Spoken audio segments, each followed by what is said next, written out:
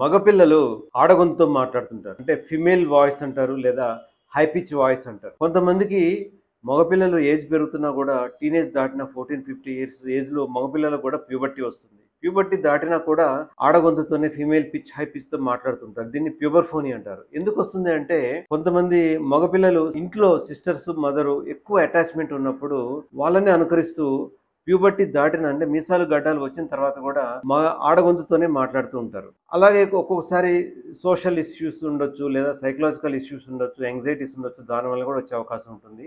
Sometimes testosterone hormone తక్కువ ఉన్నప్పుడు కూడా ఈ మగ గొంతు రాకుండా ఆడగొంతుతోనే హై పిచ్ వాయిస్తోనే మాట్లాడుతూ ఉంటారు.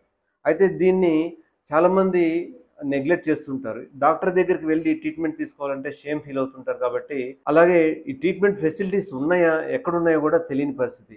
ఎందుకంటే వాయిస్ డాక్టర్స్ ప్రపంచంలో చాలా తక్కువ మంది ఉన్నారు.